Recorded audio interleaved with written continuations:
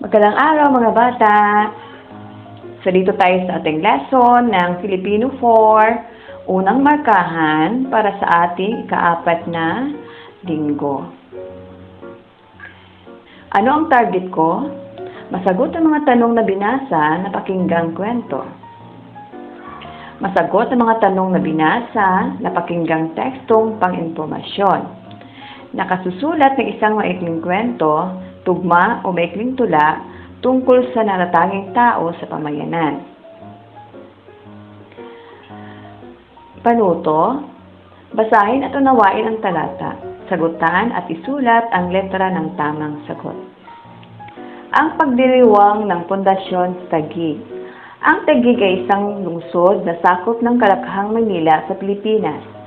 Dating komunidad ng palaisdaan sa pampang ng Laguna de Bay, ngunit ngayon, isa na itong mahalagang residential at industrial sa arabal ng Maynila. Ang pamahalaan ng Taguig ay nagkakaroon ng isang linggong pagdiriwang simula ika-22 ng Abril hanggang ika-28 ng Abril bilang paggunita sa ika-425th na pundasyon ng Taguig noong taong 2012 upang mabigyan ng kasiyahan at makahulugang pagdiriwang ang mga mamamayan ng Taguig. Sa pagbubukas ng pagdiriwang ay nagkakaroon ng marcha ng kabataan, trabaho at kabuhayan. Libreng sakay, pagpupugay sa sipag ng magagawang Taguigenyo, sine libre, kasama si Mayor Lani at 1,000 lolos and lolas sa SM City, Bikutan. Binigyan din ng mga parangal ang mga kooperatiba sa pamamagitan ng isang payak na palantutunan. Sa kooperatiba, buhay ay ginhawa, parangal para sa pinakamahusay sa kooperatiba sa Taguig. Nagkakaroon din ng indakan sa Bonifacio Global City. Ipinakita ng mga pangkat ng Taga-Giik ang mga natatanging kultura at sining ng Taguig. At may 5 sentenaryo o mga mamamayan ng Taguig na may edad na 100 taon ang binigyan ng parangal at pera bilang insentibo sa kanilang mga naiambag sa ating lipunan. Nagkaroon din ng pamamahagi ng mga binhi ng palay sa mga magsasaka. At kasalang bayan sa mga magkasintahan na gustong magpapakasal ng libre. Sa pagtatapos ng pagdiriwang, nagkakaroon ng patimpalak sa pagandahan. Kaya maraming mamamayan ang nakilahok sa mga aktibidad ng pagdiriwang ng Taguig. Anong mahalagang pagdiriwang ang ginanap sa Taguig noong Abril 2012? A. Pundasyon ng Taguig. B. Pundasyon ng Tuktukan. C. Pundasyon ng Napindan. D. Pundasyon ng Bonifacio Global City. Ang sagot? A. Pundasyon ng Taguig. Saan sakop ang lungsod ng Taguig sa Pilipinas? A. Caraga. B. Mindanao. C. Visayas. D. Kalakhang, Maynila.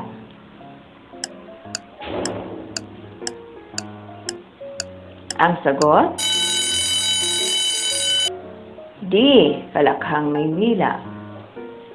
Pangatlo, kailan ginanap ang ika-425th na pundasyon ng Taguig? A. Enero 1 to 7, 2010. B. Abril 22 to 28, 2012. C. Mayo 20 to 28, 2002. D. Disyembre 1 to 8, 2019.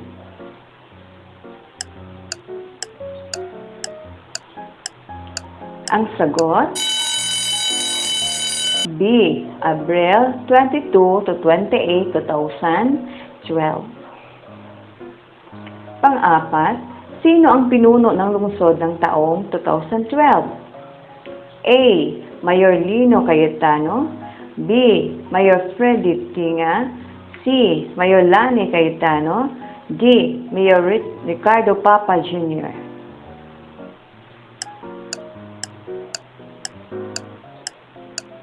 Ang sagot, Mayor Lani Cayetano.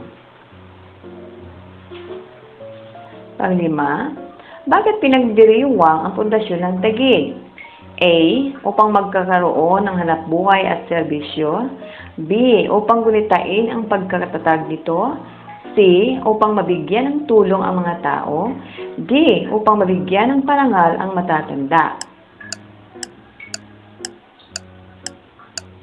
Ang sagot, B. Upang bulitain ang pagkatatag nito. Okay, ano ang baliktanaw ko? Hanapin sa palaisipan ang 10 salita na may kaugnayan sa hagdan-hagdang palayan sa Banawe. Okay, umpisahan na in 60 seconds.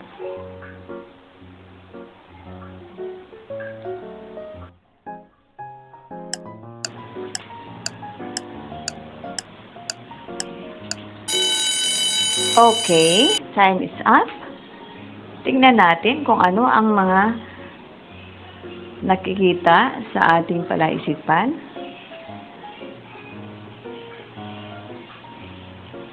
Okay, Amerikano, Ifugao, Palayan, Pilipinas, Gusali, rice terraces, hagdan-hagdang,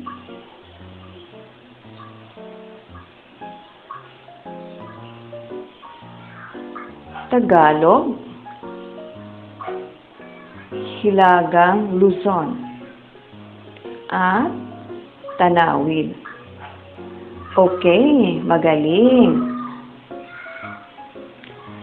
Ano ang gagawin ko?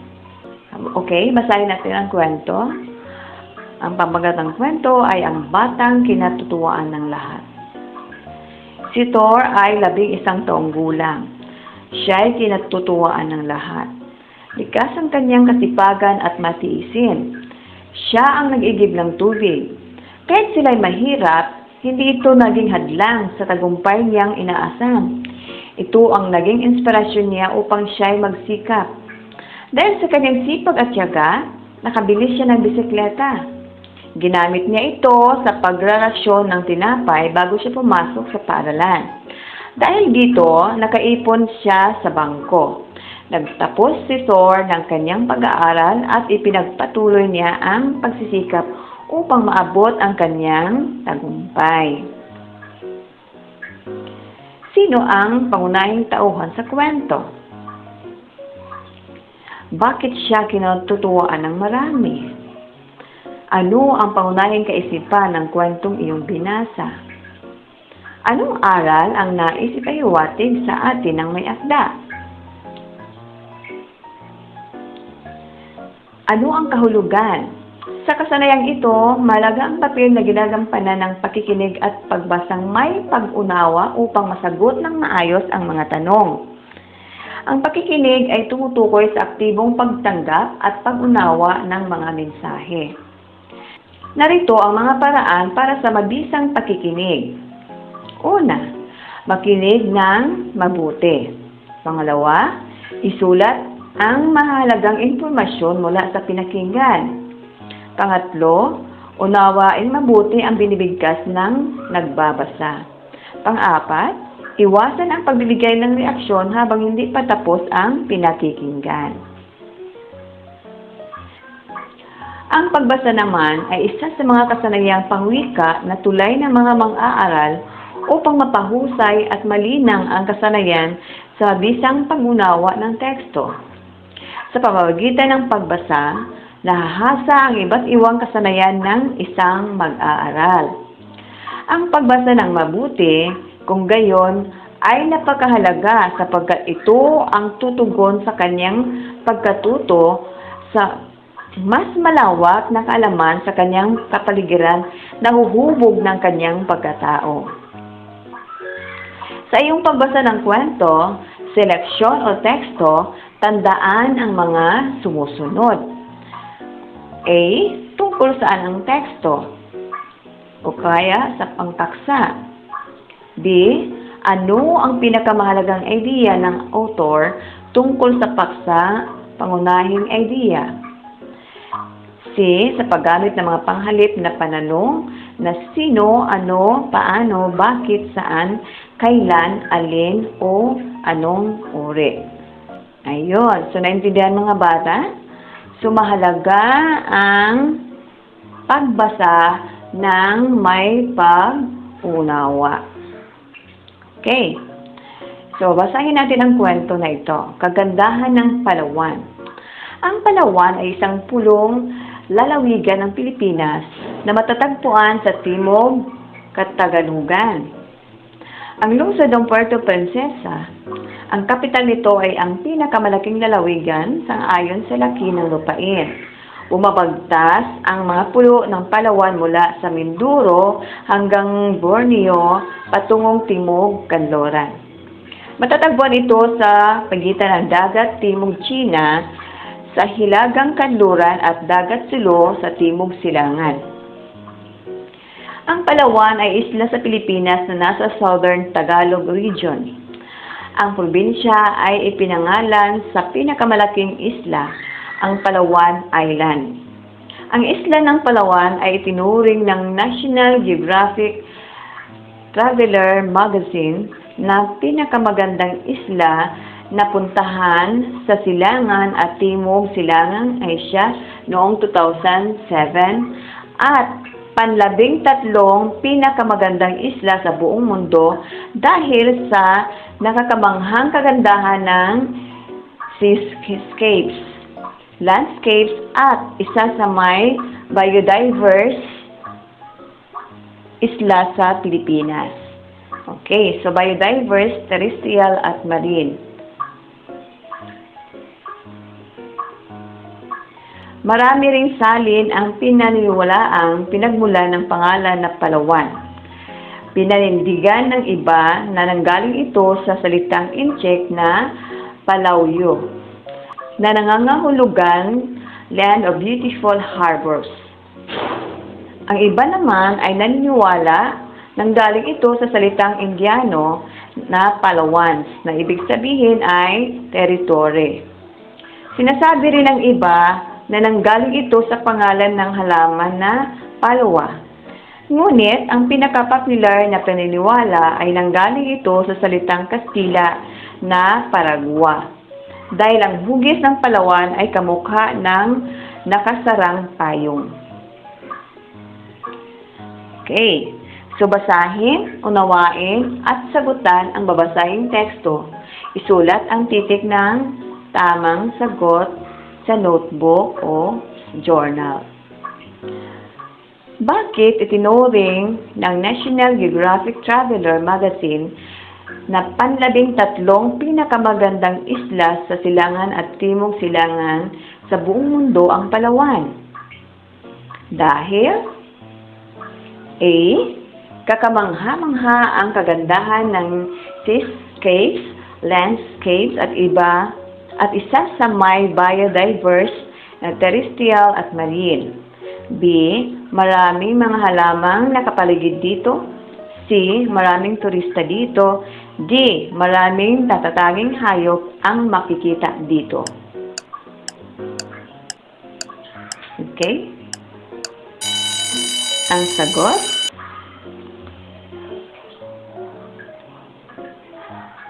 A. Nakakamangha-mangha ang kagandahan ng seascapes, landscapes, at isa sa may biodiverse, terrestrial at marine. Ano ang kapital ng Palawan? A. Masbate. B. Pangasinan. C. Puerto Galera. D. Puerto Princesa.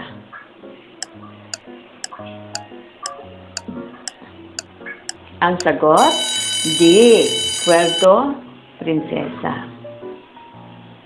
Pangatlo, maraming naniniwala sa saling pinagmulan ng Palawan. Ano ang ibig sabihin nito sa salitang incheck na palawyo? A. Land of beautiful harbors. B. Land of the garden city. C. Land of beautiful people. D. Land of promise.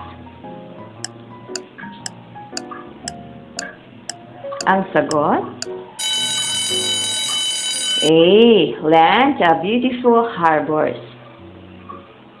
Pang-apat, bakit marami ang naniniwala na ang salitang Palawan ay nanggagaling sa salitang Kastila na Paragua? Dahil A. Ang mga taong nakatara dito ay mga lahing Kastila. B. Ang hugis ng Palawan ay kamukha ng nakasarang payo. C. Ang hugis daw nito ay parang bundok. D. Galing sila sa bansang Paraguay.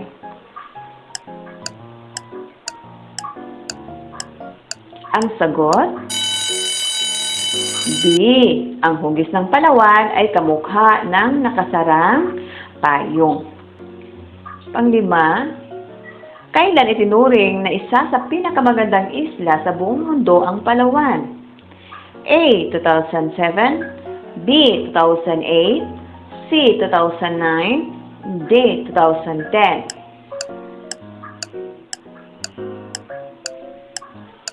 Ang sagot? A. 2007. So ngayon, babasahin natin ang isang tula. Hambingang magkatulad. Ay naku, Pompong, kasing bagal mo ang pagong, lagi kang naiiwan sa anumang lakaran. Mas mabuti pa sa iyo si Muning, naiinis na ang kanyang mga kuting. Iikaw, tanghali na sa higaan, magkasing kupad kayo ni kalakyan. Ugaling pangit, sana iyong baguhin, mas maraming tao sa iyo'y magigiliw. Lalong mataas, aking maangkin, higit na maunlad, bukas na darating. Mga tanong, ano ang pamagat ng tula? Sino ang inilarawan sa tula? Pangatlo, kanino inihahambing si Pagong? Pang-apat, paano siya inihahambing sa Pagong? Sa pusa o sa kalabaw? Bakit dapat magbago si Pongpong? Okay. So ano ang kahulugan? Ang tula ay nagpapahayag ng magagandang kaisipan at pananalita sa pamamagitan ng mga taludtod. Ang kalipunan ng mga taludtod ay tinatawag na taludturan o saknong. Ito ay nagpapahayag ng damdamin at kaisipan gamit ang maririkit na salita. Okay, so ito ang mga elemento ng tula. Una, sukat. Tumutukoy sa bilang ng pantig sa bawat taludtod. Then, pangalawa, tugma. Pagkakapariho ng tunog sa huling bahagi ng isang taludtod. Pangatlo, kariktan. Maririkit na salita na ginagamit upang masiyahan ang mga mambabasa na kalimitang nagtataglay ng malalim o matalinhagang kahulugan. Okay, so pang-apat, talinghaga. Ang talinghaga naman ay mga salitang nagtataglay ng makatagong kahulugan ng tula. Okay, so may elemento ang tula, mayroon ding bahagi ang isang tula. So narito ang mga bahagi ng isang tula. Una, mayroong tema. So ito ang paksa ng tula. Ito ay maaring tungkol sa pag-ibig, nasyonalismo, kabayanihan, katarungan, pagmamahal sa kalikasan, Diyos, bayan, at marami pang iba. Ang tugma naman, ito ang pagkakahawig o pagkakapareho ng tunog ng huling salita sa bawat saknong. Okay, yung pangatlo naman ay sukat. So, ang sukat, bilang ng pantig sa bawat taludtod. So, kailangan pala may bilang din ang bawat pantig. So, So, pang-apat, so may imahe o larawang diwa. Tinatawag itong imagery sa English. Ito ang mga salitang kapag binabanggit sa tula ay nag-iiwan ng malinaw at tiyak na larawan sa isipan ng mambabasa. Okay. So, panglima, persona. So, ang persona ay tumutukoy sa nagsasalita sa tula. Okay. So, pang-anim, tono. Ito naman ay ang namamayaning damdamin sa loob ng tula. Ito ay nangungutya, nagagalit, nagdaramdam, nagdadalamhati, naglalahad at natutuwa. Okay, yun ang sa tono. Okay, pang-pito, mayroong simbolismo. Sa simbolismo, ito ay mga makabuluhang salita na nagpapasilhi sa guni-guni ng mga mambabasa. Mga ginagamit na bagay na may isinisaad na kahulugan. Nakuha niyo mga bata? Okay. Aklat. Aklat may kaibigan. Kaibigan ng patlang. Iniingatan, patlang. Kaya dapat siya'y patlang. Ang mga kaalamang tinataglay nito upang isabuhay ng bawat patlang, buting aral gabay nito para ikarangal ng ibang tao. O aklat, mahalaga ang aklat, binihag mo ang puso kong sikat, tayo'y nagbibigayan, kalaman na dapat kong badlang. Okay, tingnan natin kung ano ang ating dapat isagot sa bawat patlang. Una, aklat may kaibigan, kaibigan ng patlang. Okay, kaibigan ng lahat. Pangalawa, kaibigan ng lahat, iniingatan, inaalagaan. Kaya't dapat siya'y pasalamatan. Okay. Ang mga kaalamay, tinataglay nito upang isabuhay ng bawat Pilipino. Alright. So, mabubuting aral, gabay nito para ikarangal ng ibang tao. O aklat, mahalaga ang aklat. Binihag mo ang puso kong sikat, tayo'y nagbibigayan, kaalaman na dapat kong tandaan. Okay? Okay, magaling mga bata. Ano ang natamo ko? Okay, ang patlang ay akdang naglalarawan ng madamdaming pahayag at binibigkas ng masining o puno ng damdamin. Hindi ito katulad ng ibang akdang tuloy-tuloy na isinusulat o binabasa. Ito ay maaring may sukat o malayang taludturan. Ano ang ibig sabihin nito?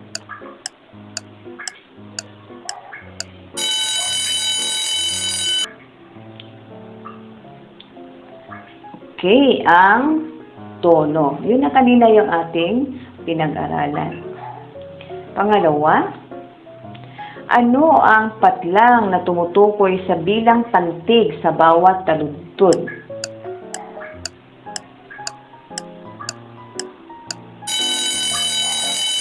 Ang sagot, sukat. Okay. Number 3, ang patlang ay ang paksa ng tula.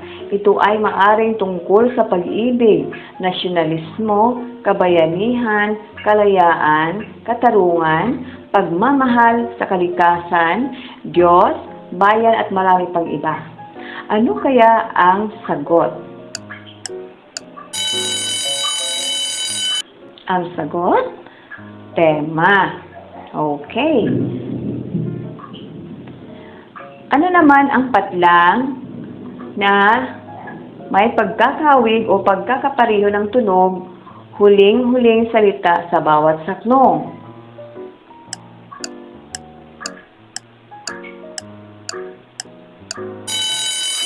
Ang sagot ay tugma. Okay, gawin natin. Panuto, bumuo ng maikling kwento na may kaugnayan sa mga nangyayari ngayon sa ating bansa. Maaaring magpatulong sa inyong mga magulang sa pagbuo nito. Alright, yan ang inyong gagawin. Thank you mga bata. Salamat sa pakikinig. Hanggang sa muli.